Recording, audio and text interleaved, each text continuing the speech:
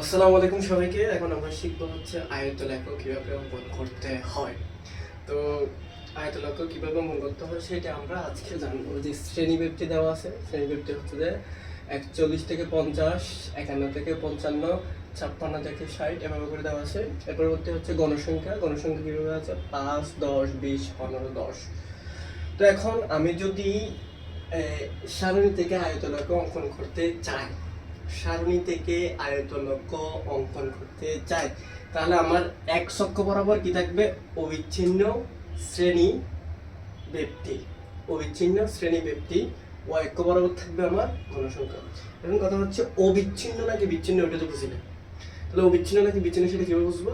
এই যে প্রথমে আমাদের একটা কি এরকম একটা গ্রাফ আঁকতে হবে, সরি এরকম একটা চার্ট আঁকতে হবে। প্রথমে এই যে শ্রেণী ব্যক্তি লিখতে হবে। তাহলে এই শ্রেণী ব্যক্তিটা কি বিচ্ছিন্ন নাকি অবিচ্ছিন্ন সেটা কিভাবে বুঝবো? যদি যদি এটা এবং এটা সেম হয়, এটা এবং এটা সেম হয়, তাহলে এটা অভিন্ন, অবিচ্ছিন্ন, মানে বিচ্ছিন্ন নয় যদি সেম হয়।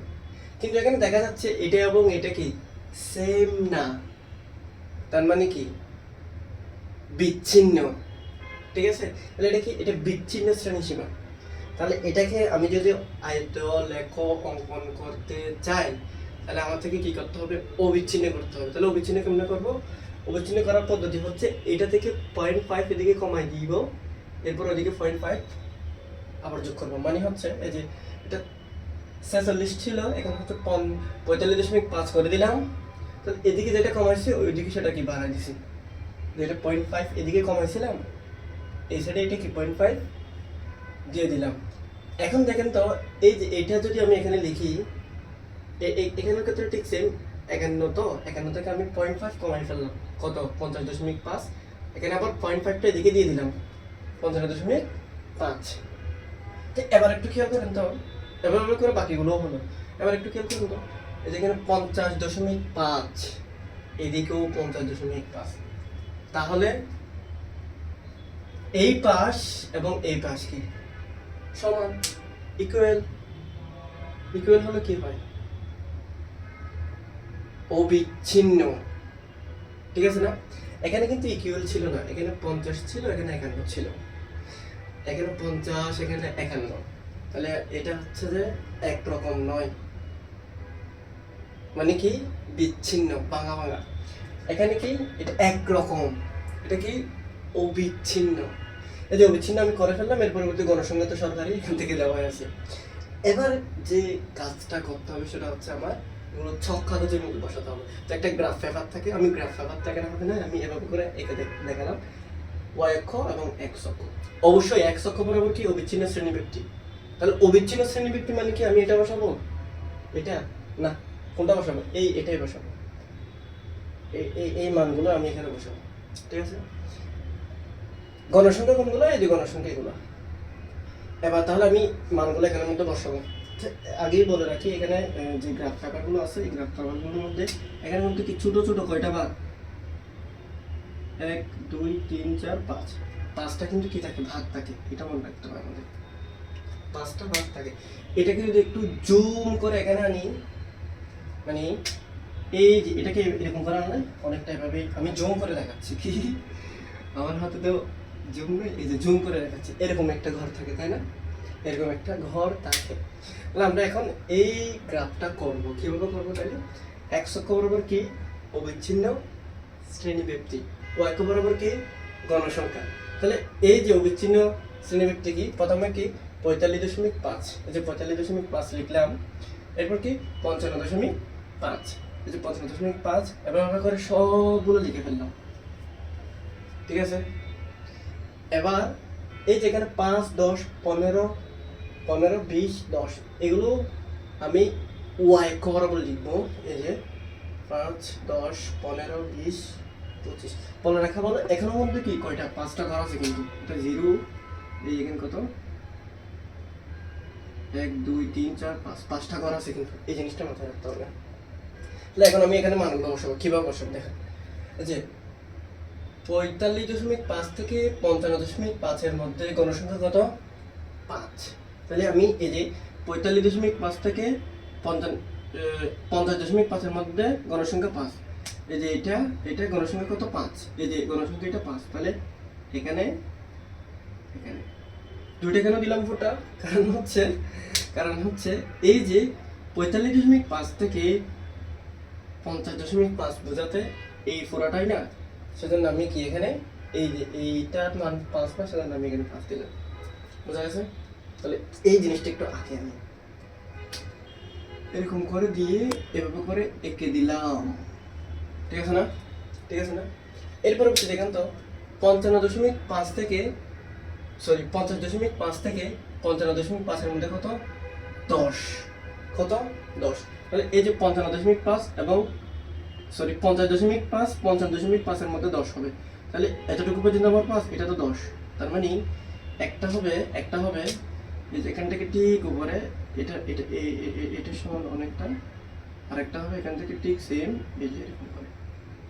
ঠিক আছে? এটা কত? এটা হচ্ছে 50.5 থেকে এই যে এখানে এতটুকু পর্যন্ত। ঠিক আছে?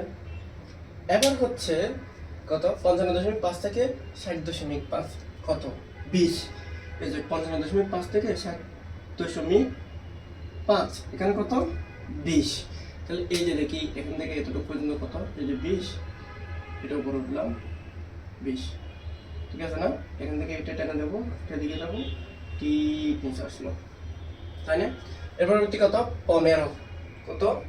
15। আবার তাহলে কত? এই যাবো, নিচে আসবো, একটাতে দিকে আসলো, একটা কত? এই দিকে আসবে। আমি এটার সাথে এটা কি করে দেবো? যোগ করে দেবো। এই যে 15 সমান করে নিলাম, তাই না? এরপর কত? 10। কত? 10।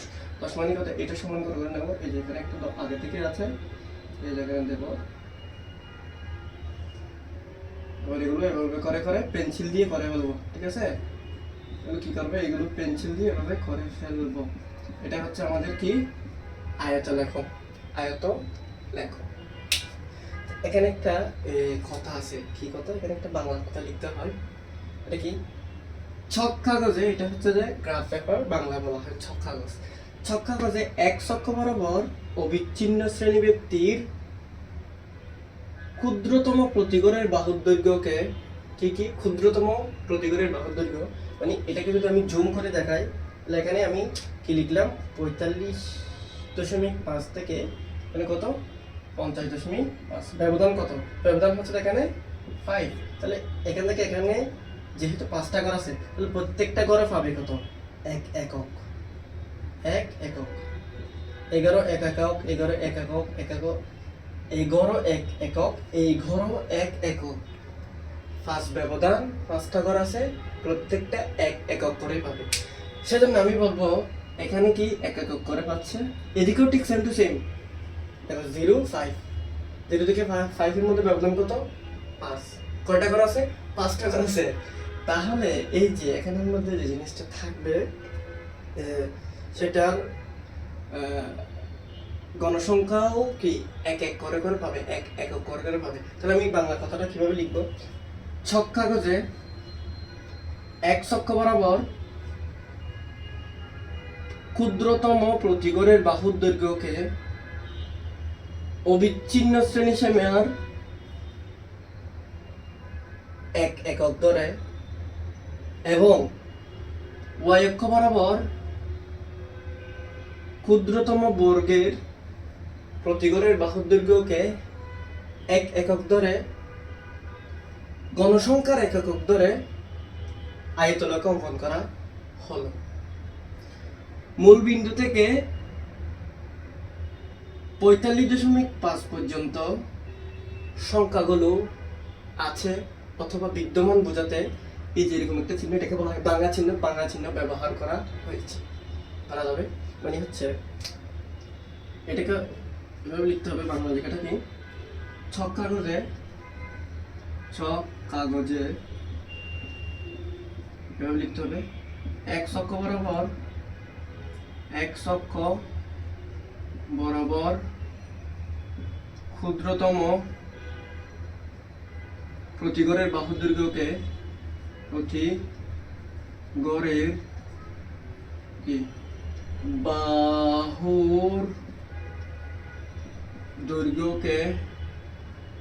দৈর্ঘ্যকে কিসের অবিচ্ছিন্ন শ্রেণী ব্যক্তির একক ধরে অবিচ্ছিন্ন শ্রেণী ব্যক্তির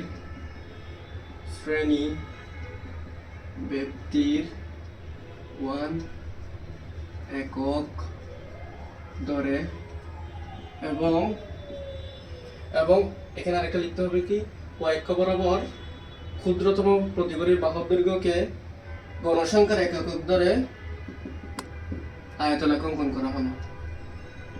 আয়তলেখ অঙ্কন করা হলো। আরেকটা লিখতে হবে মূল বিন্দু থেকে কি মূল বিন্দু থেকে 45.5 পর্যন্ত সংখ্যা যেদিকে লিখি আছে বোঝাতে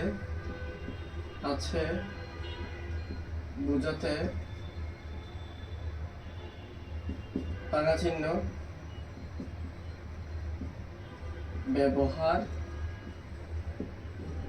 করা হয়েছে। ঠিক আছে, এভাবেই করা হয়।